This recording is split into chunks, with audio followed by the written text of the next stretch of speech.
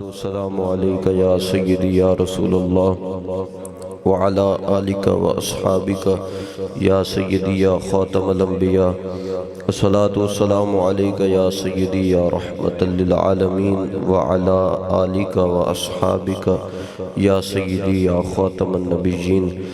بندہ پروردگارم امت احمد نبی، دوست دار چار یارم، تابع اولاد علی، مذہب حنفیہ دارم، ملت حضرت خلیل، خاک پائے غوث اعظم، زیر سایہ ہر ولی، صدیق عکس حسن کمال محمد است، فاروق ذل جاہ و جلال محمد است، عثمان ضیاء شمع جمال محمد است، حیدر بہار باغ خصال محمد است، صلی اللہ تعالی علیہ وسلم۔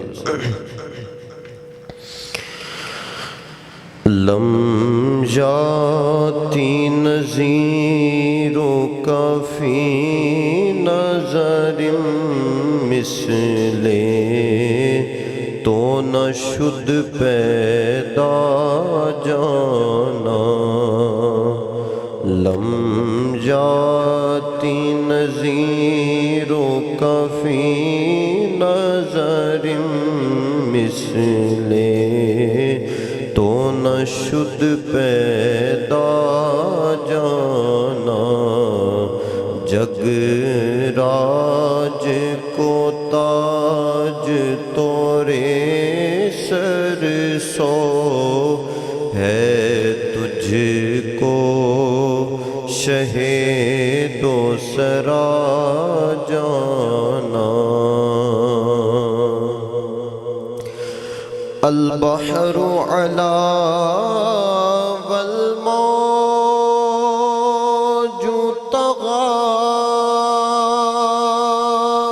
من بے کس و طوفان ہوش ربا، من بے کس و طوفان ہوش ربا۔ منجدار میں ہوں بگڑی ہے ہوا، منجدار میں ہوں بگڑی ہے ہوا۔ موری نیا پار لگا جانا۔ یا شمس و نظر تو الی لیلی، جو باتیں بارسی عرض باکنی، جو باتیں بارسی عرض باکنی۔ توری جوت کی جھل جھل جگ میں رچی، موری شب نے نہ دن ہونا جانا۔ توری جوت کی جھل جھل جگ میں رچی، موری شب نے نہ دن ہونا جانا۔ انا فی عطش و سخا کا اتم، اے گیسوئے پاک اے ابر کرم، اے گیسوئے پاک اے ابر کرم۔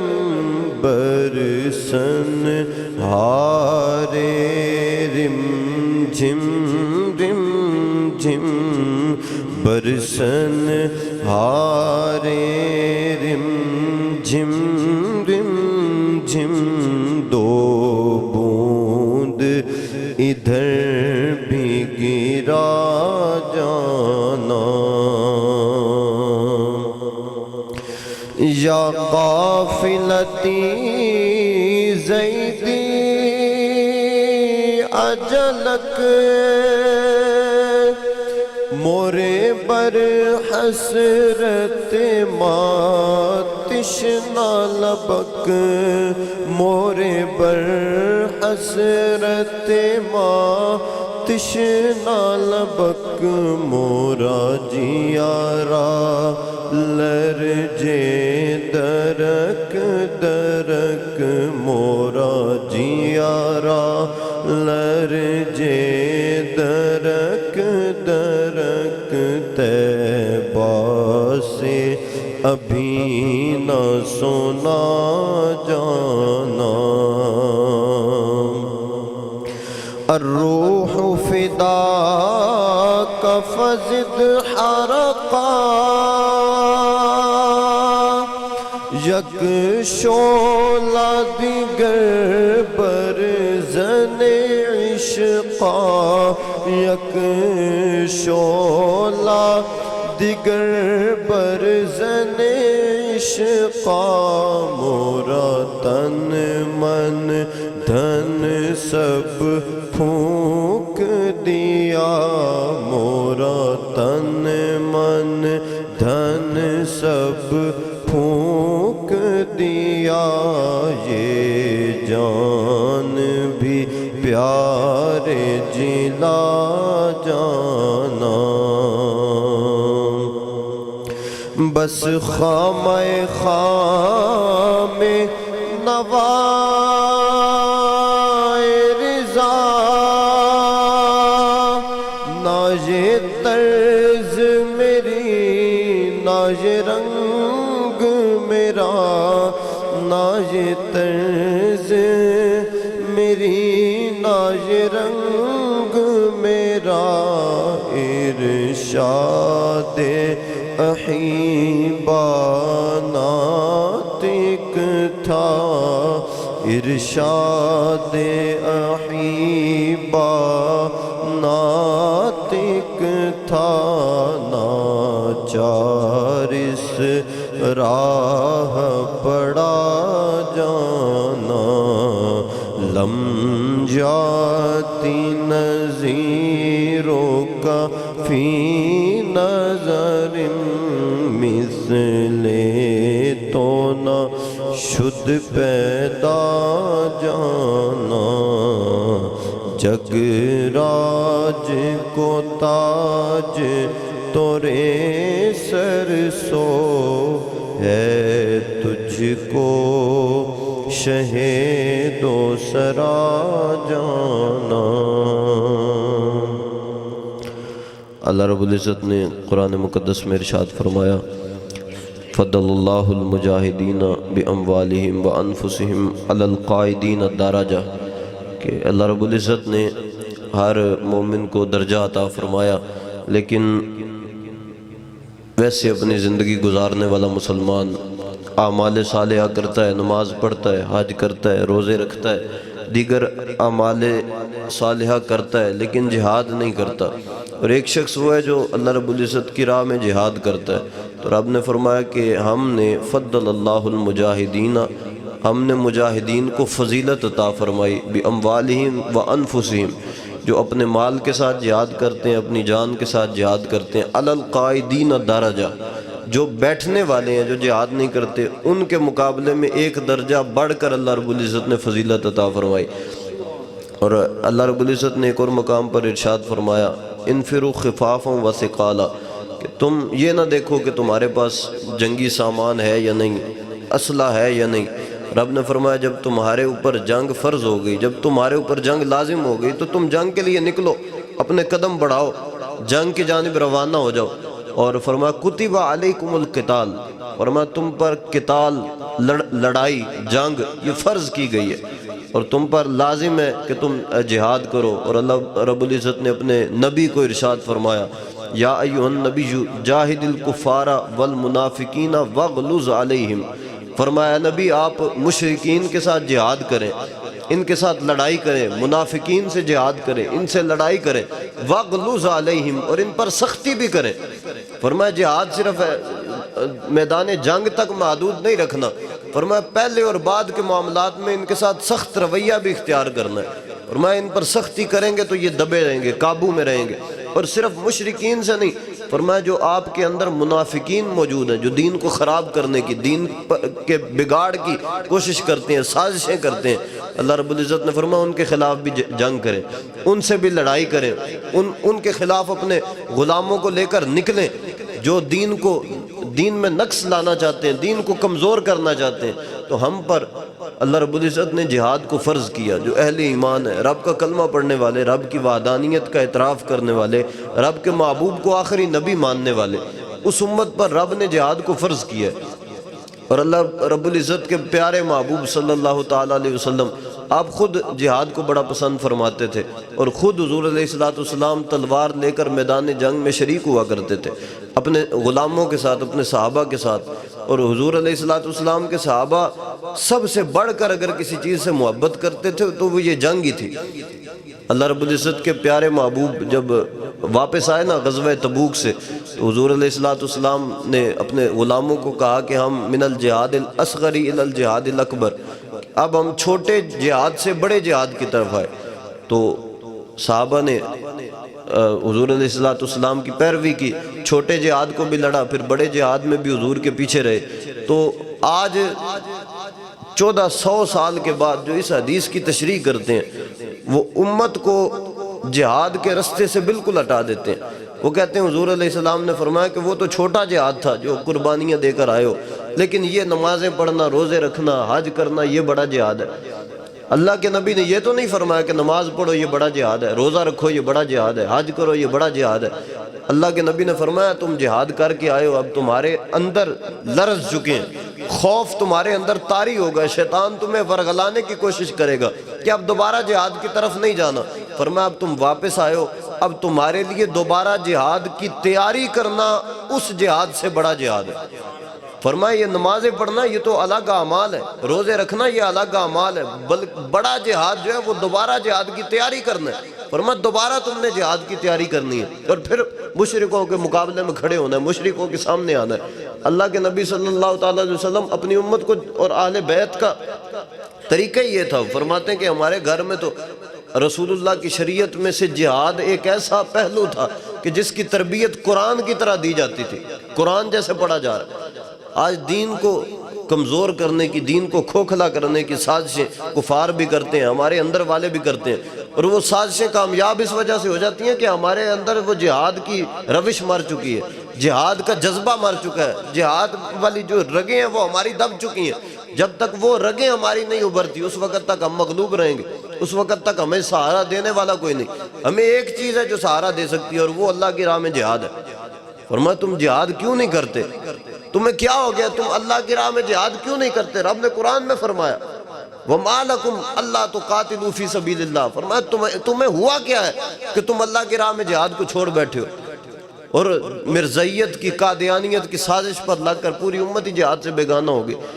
حضرت سیدنا ابو ہریرہ رضی اللہ تعالیٰ عنہ فرماتے ہیں رسول اللہ صلی اللہ علیہ وسلم نے خود فرمایا وَالَّذِي نَفْسِي بِيَدِهِ لَوْلَا أَنَّ رِجَالًا مِنَ الْمُؤْمِنِينَ لَا تَطِيبُ أَنفُسُهُمْ أَن يَتَخَلَّفُوا عَنِّي، سرکار نے فرمایا کہ مجھے اگر یہ خوف نہ ہوتا کہ تم میں سے کچھ لوگ ناراض نہ ہو، کچھ لوگ یہ دل میں برا نہ محسوس کریں کہ ہم پیچھے رہ گئے، ہم جہاد میں نہیں جا سکے اور حضور چلے گئے۔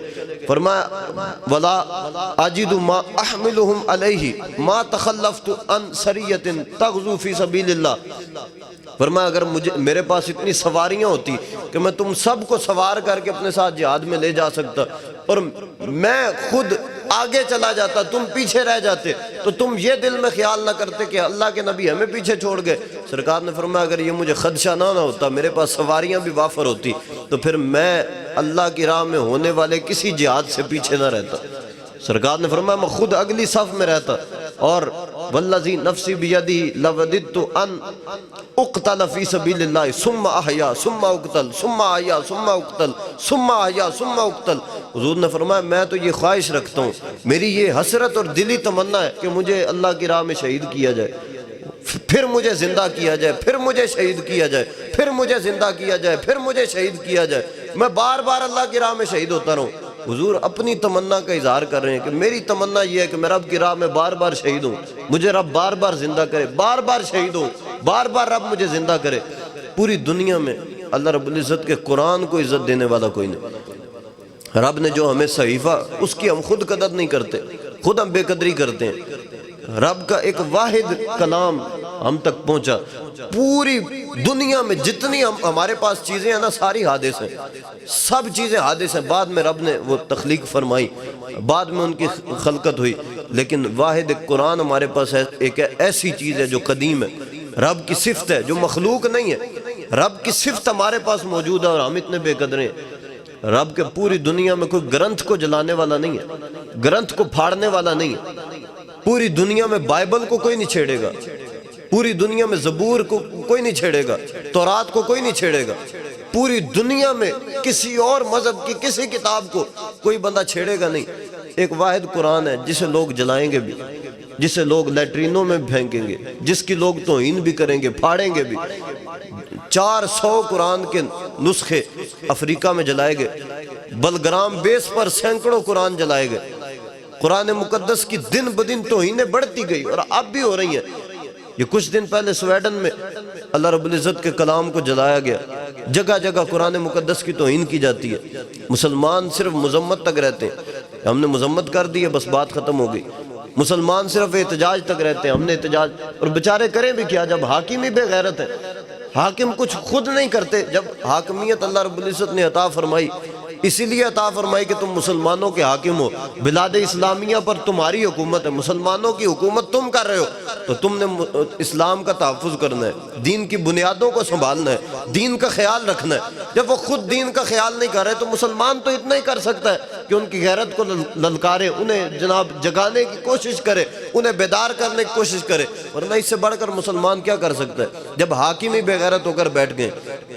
جس وقت قرآن کو جلایا جا رہا ہے، قرآن کی توہین کی جا رہی ہے، تو مسلمان کے پاس بچا کیا ہے؟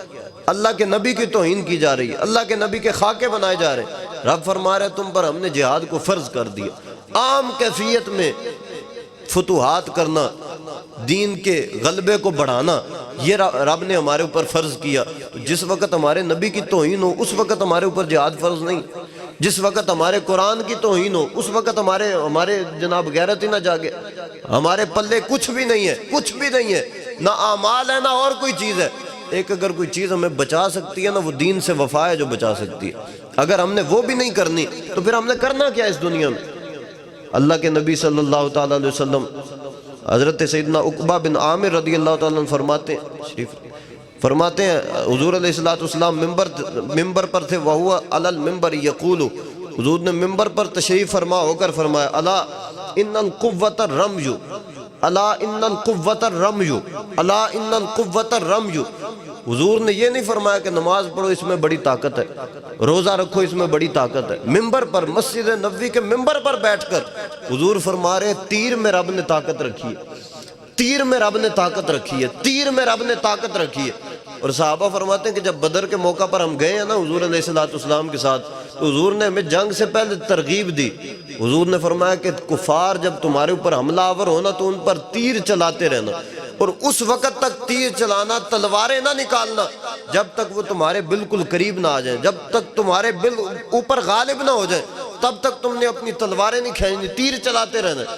اللہ کے نبی ممبر پر بیٹھ کر کیا درس دے رہے ہیں؟ فرمایا تیر میں رب نے طاقت۔ ہاں یا ایھا الذین آمنوا استعینوا بالصبر والصلاۃ ہے کہ نماز سے مدد مانگو، صبر سے مدد مانگو، لیکن وہ مدد مانگو اور جہاد کرو۔ یہ نہیں ہے کہ مدد ہی مانگتے رہو، رب سے طلب ہی کرتے رہو، یا اللہ ہماری مدد کر، یا اللہ۔ اس بندے کی مدد رب نے کیا کرنی ہے جو گھر بیٹھے ہی مدد مانگ رہے؟ گھر بیٹھے تجھے کیا مدد چاہیے؟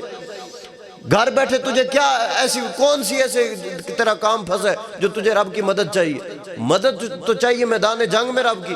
تو پہلے جنگ کے لیے نکل تو صحیح، پھر رب سے کہے رب یا اللہ میری مدد فرما۔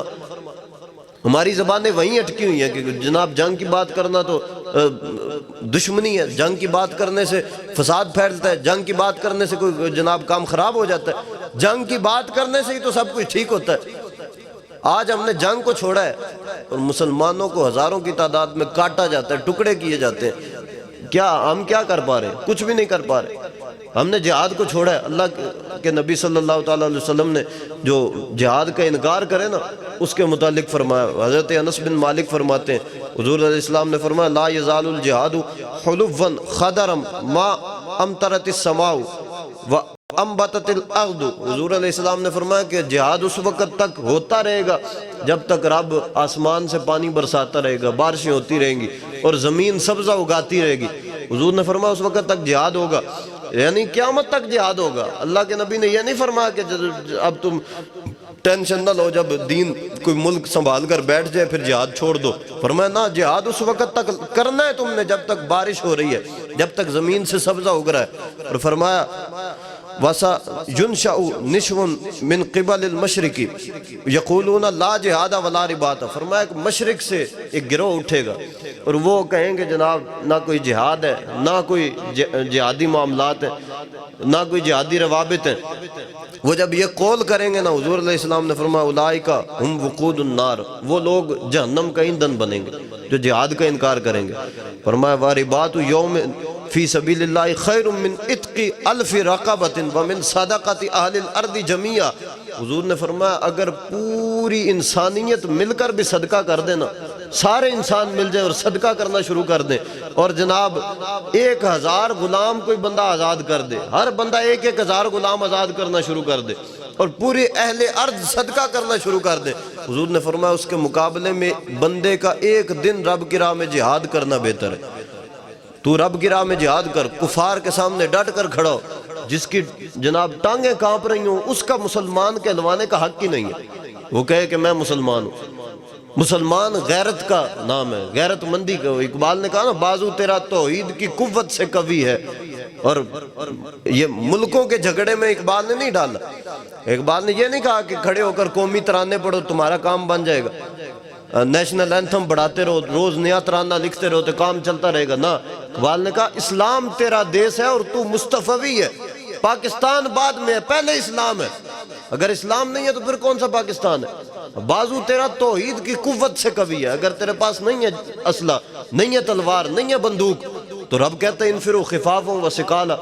اگر تیرے پاس کچھ نہیں ہے پھر بھی نکل، اگر کچھ رب نے دیا ہے پھر بھی نکل۔ رب نے جب جہاد جو فرض کر دیا پھر نکلنا ہے۔ اسلام تیرا دیس ہے اور تو مصطفی ہے، رب نے تیرا دیس اسلام کو رکھا۔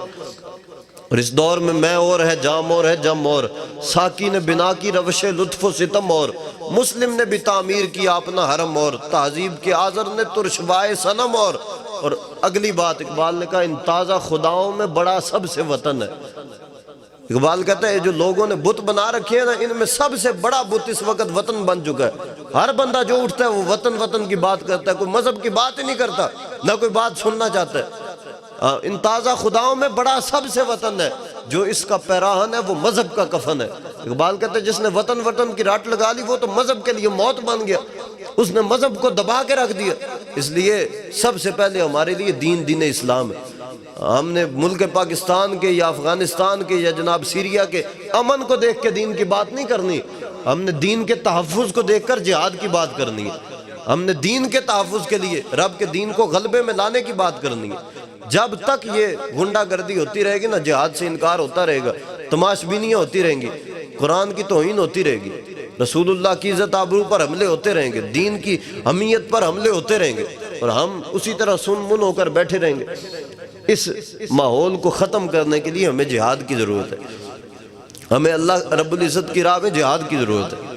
جہاد ہمارے پلے جب پڑے گا اس وقت ہم امیر المجاہدین علامہ خادم حسین رضوی رحمۃ اللہ علیہ فرماتے تھے ہسپتال اگر خالی کرنے ہیں نا تو ان کا بھی ایک ہی طریقہ ہے کہ جہاد کا اعلان کرو۔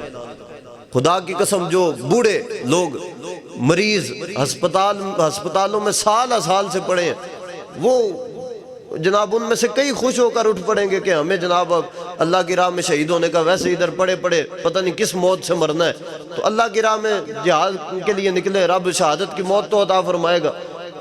ہماری بیماریاں بڑھتی جا رہی ہیں، ہمارے لوگوں کے اندر جو ہے وہ کمزور ہوتے جا رہے ہیں، کس وجہ سے؟ جہاد نہیں کرتے۔ اور جب یہ عید الاضحیٰ آتی ہے اس وقت بھی ہم قربانی کے لیے کسائی ڈھونڈتے ہیں، خود کیوں نہیں جانور کی گردن پر چھری پھیرتے؟ وہ اندر خوف ہے نا، اندر ڈر ہے، بچوں کو بھی اندر بھیج دینا، جناب بچہ خون نہ دیکھ لے۔ کون سا ہم نے دین کا تحفظ کرنا ہے؟ وہ اقبال نے کہا نا عید و قوت حافظ یکدی گرند، کائنات زندگی راہ محورند۔ کہتے صرف قرآن حفظ نہ کرو بال کہتا ہے قرآن اور تلوار دونوں ساتھ ساتھ ہیں، جب تک قرآن اور تلوار ساتھ ساتھ ہیں تب تک دین سلامت ہے، دین طاقت میں ہے۔ بال کہتا ہے قرآن اس لیے تاکہ تلوار کو ظلم پر نہ چلنے دے، اور تلوار اس لیے تاکہ قرآن کا راستہ صاف کرتی رہے۔ تو جب قرآن کا راستہ ہی نہیں صاف ہوگا، قرآن کی الٹا توہین ہوگی، پھر جناب کہاں سے ہم دین کی بہاریں دیکھیں گے؟ اللہ رب العزت ہمیں حضور علیہ السلام کی وفا نصیب فرمائے، دین متین کی وفا نصیب فرمائے، قرآن مقدس کو جلانے والوں، بے حرمتی کرنے والوں کو اللہ رب العزت نیست و نابود فرمائے۔ وما علینا الا البلاغ المبین۔